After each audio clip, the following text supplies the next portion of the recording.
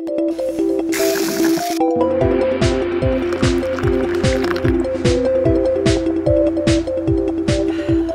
my name is Brendan Way and I am the Teaguy from Teaguy.com. And we're going to talk a little bit about loose leaf tea and the origins of some loose leaf teas.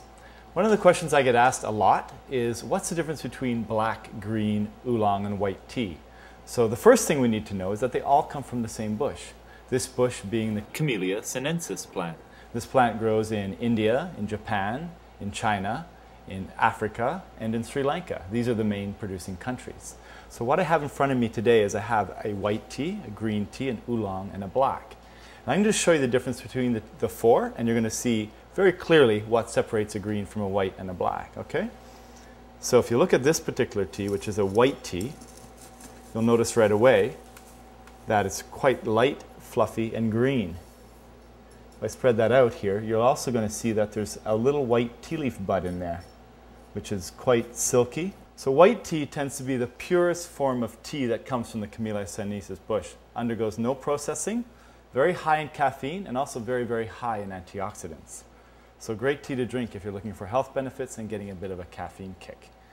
The next category is green tea, and green tea undergoes some processing. And this, what I mean by processing, is usually a mechanical processing. Mechanical means it's either steamed, pan-fired, or rolled. In this case, this is a pan-fired green tea. So this tea yields a lot more flavor in the cup, a little less in terms of caffeine, but still quite similar to white tea in terms of its antioxidant profile. Okay? The next category is oolong tea. An oolong tea we call sort of the in-between teas. It's because it's not fully green and it's not fully black. So it's semi-oxidized. So when you introduce oolong teas, you're introducing the process of oxidizing the tea leaf. So if you look at this, you see it's a lot darker. Now there's some different colors in here. We've got some green bits, and we've got some brown bits, and we've got some black bits. So this is partially fermented, but not fully fermented. Oolong teas tend to have a lot more flavor in the cup than green teas, but they have a little less caffeine and a little less of the nutrients and the antioxidants. If we go down to our last category of real teas, we've got black tea from Ceylon. And Ceylon black teas are very, very nicely produced. They have a very wiry texture. It's very nicely sorted, as you can see. Very, very even leaf texture. And these also have quite a strong flavor in the cup, much more so than oolongs and whites, and greens for that matter. So we have a tea that has been fully oxidized.